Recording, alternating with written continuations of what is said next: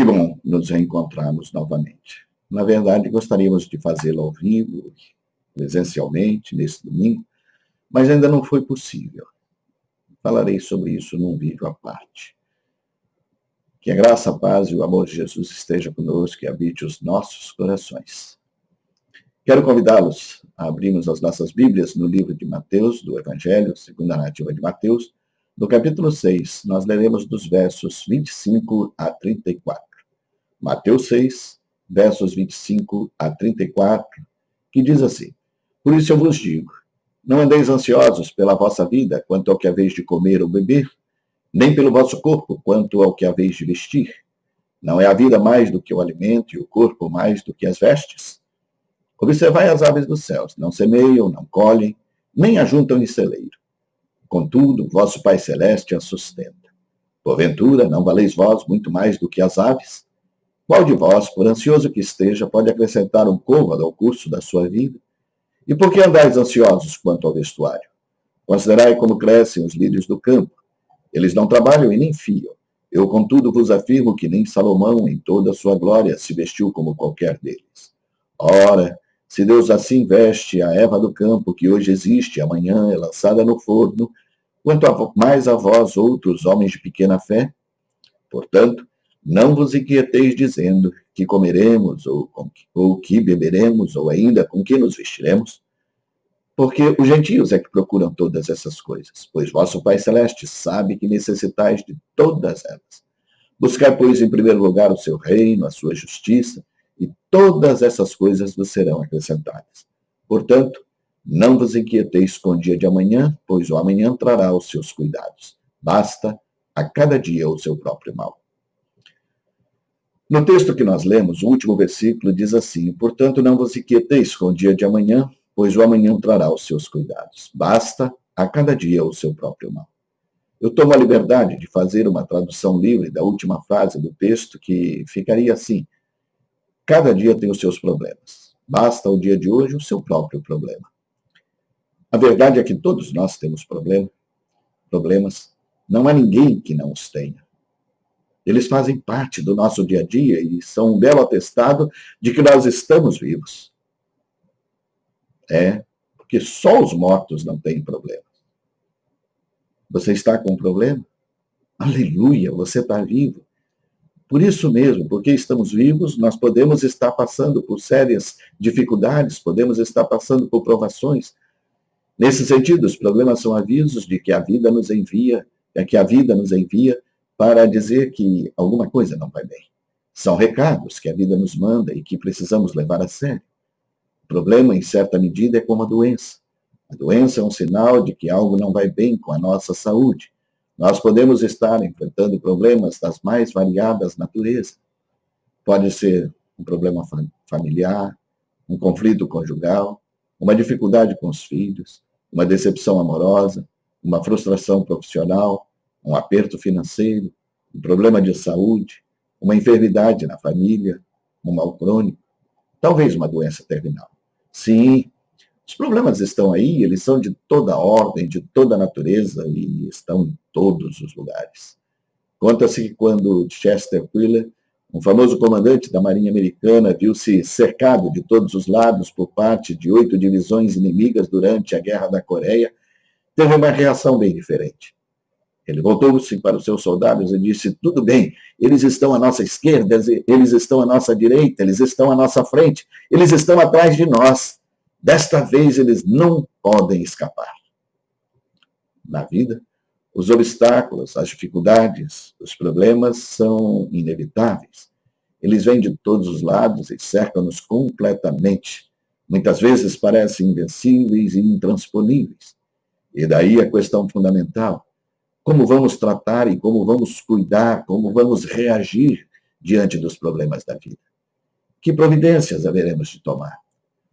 As reações são múltiplas e variadas, e neste momento tentaremos observar algumas reações típicas de pessoas que enfrentam problemas. E a primeira reação que eu quero compartilhar é a seguinte: aqueles que negam a existência dos problemas. Negar a existência dos problemas é fechar os olhos à realidade, é fingir que não existem e viver na ilusão de que, se não olhar para o problema, ele haverá de desaparecer, ele haverá de se desfazer como que por um encanto, num passe de mágica. É a filosofia do avestruz. Esconde e enfia a cabeça na terra ao invés de enfrentar o perigo. Quantas vezes nós ouvimos pessoas dizendo: isso vai se resolver, isso vai passar, é só uma questão de tempo, é só uma marola do mar da existência. Se você está negando, se você está ignorando ou menosprezando algum problema em sua vida, é chegada a hora de enfrentar a realidade, é chegada a hora de atacar o problema de frente para que a sua vida não seja uma enganação, para que a vida volte a lhe dar as alegrias que você merece. Há uma segunda possível atitude: aqueles que se envergonham dos seus problemas. O problema parece provocar uma situação vexatória. A pessoa se esconde, a pessoa se isola, quer esconder a todo custo o problema que está enfrentando. A vergonha é uma das piores reações emocionais que alguém pode ter diante de uma dificuldade. A vergonha é uma sombra permanente na vida de muitas pessoas, é um sinal silencioso e traiçoeiro. Quantas pessoas sofrem escondidas atrás das suas vergonhas? A vergonha paralisa, uma vez que ela é consequência de um auto-julgamento em que a pessoa se condena. O primeiro sinal de que alguma vergonha está sendo vencida é conseguir falar sobre ela. Abre o seu coração, deixe o orgulho de lado, não se isole na sua dor, livre-se da vergonha. Haja com honestidade e transparência. Ninguém é culpado dos percalços que a vida muitas vezes lhe prepara. Ninguém é culpado das dificuldades que tenha que enfrentar, seja ela de que natureza for. Há uma terceira possível atitude: aqueles que são derrotistas.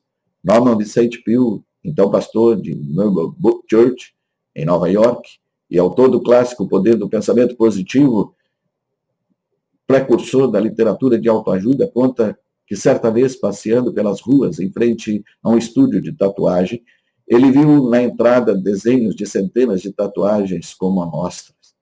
E uma delas chamou-lhe a atenção porque dizia assim: eu nasci para perder. Peale disse que não poderia imaginar alguém pedindo que fosse gravado em seu corpo aquela frase tão descabida. Foi ao estúdio e perguntou ao artista se alguém realmente já havia pedido para ser tatuado com aquela terrível frase: nasci para perder. Qual não foi a sua surpresa quando o artista respondeu: sim. Peale então completou: eu não posso crer que alguém em sã consciência quisesse isso. E o artista então replicou: antes de tatuar o corpo, a tatuagem estava na mente.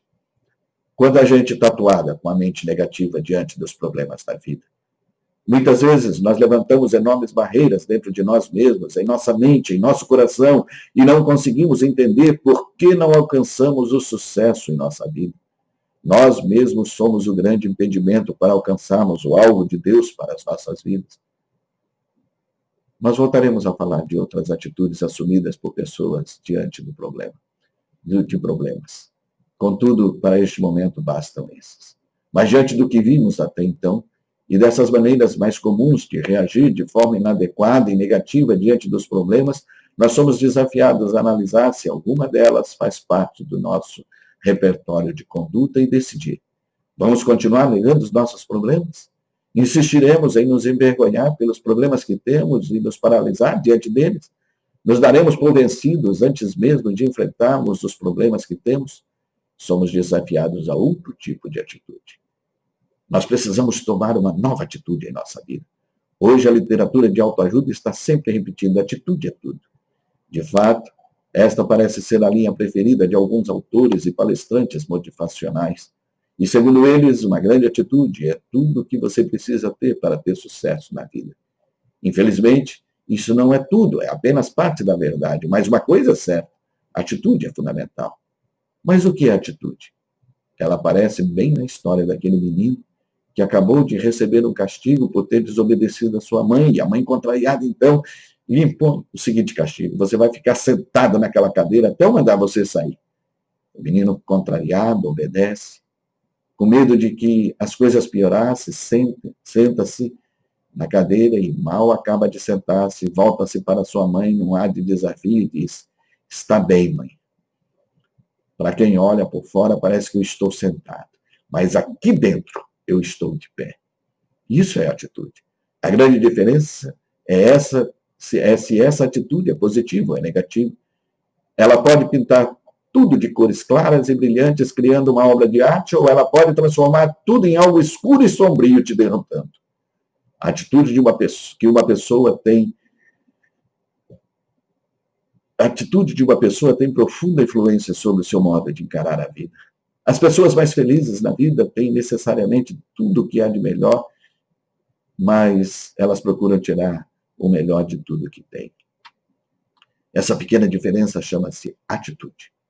Mas nem todos assumem a atitude correta e adequada quando se defrontam com os problemas da vida. Uma outra coisa, nós não podemos deixar para depois, nós não podemos protelar. A saída do povo de Deus do Egito foi precedida pelas 10 pragas que o Senhor enviou como castigo aos egípcios. Cada praga zombava de um deus egípcio diferente. Por exemplo, os egípcios adoravam piolhos. Deus enviou uma porção de piolhos para serem adorados. Depois veio a praga das rãs. E a Bíblia diz que havia rãs por toda parte. O chão do Egito cobriu-se de rãs. Devia ser uma calamidade. E finalmente o faraó, pressionado, chama Moisés e diz: muito bem, Moisés, eu desisto. E então Moisés pergunta-lhe: você quer que eu acabe com as rãs? O faraó responde: amanhã. O faraó devia estar louco, porque alguém esperaria tanto tempo para acabar com as rãs. Isso significava mais uma noite com as rãs. Como você se sentiria ao ter de passar mais uma noite com as rãs? Seria natural que o faraó dissesse: acaba com as rãs agora mesmo, mas não. Ele preferiu dizer claramente: amanhã. Fazemos isso o tempo todo em nossas vidas. Procrastinamos, deixamos para depois as mudanças que sabemos serem boas para nós ainda hoje. Por que passar mais uma noite com as rãs que são os nossos problemas? Talvez sejamos complacentes, talvez sejamos medrosos, talvez sejamos preguiçosos, orgulhosos demais ou simplesmente obstinados. Talvez não tenhamos coragem ou não tenhamos fé.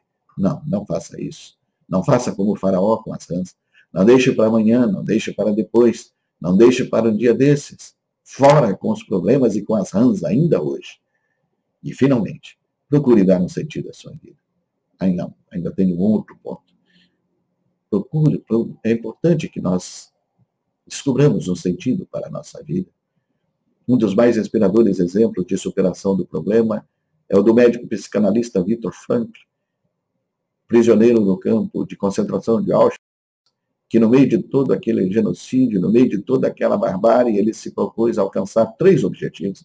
O primeiro era sobreviver, o segundo era ajudar o número maior possível de pessoas a sobreviver, e o terceiro era aprender alguma coisa com aquela experiência terrível. E ele aprendeu. Escreveu um livro famoso, Sentido da Vida. Um estudo impressionante sobre a sua dramática experiência no inferno do Holocausto. A sua tese principal é a firme convicção que ninguém mesmo vive e muito menos sobrevive aos embates da existência se não tiver um sentido para a vida. Os problemas, e mais especificamente as neuroses, nascem da falta de sentido na vida das pessoas. A vida de todos nós carece de sentido. A vida sem sentido cai num vazio existencial. Sem o sentido, o espírito humano definha.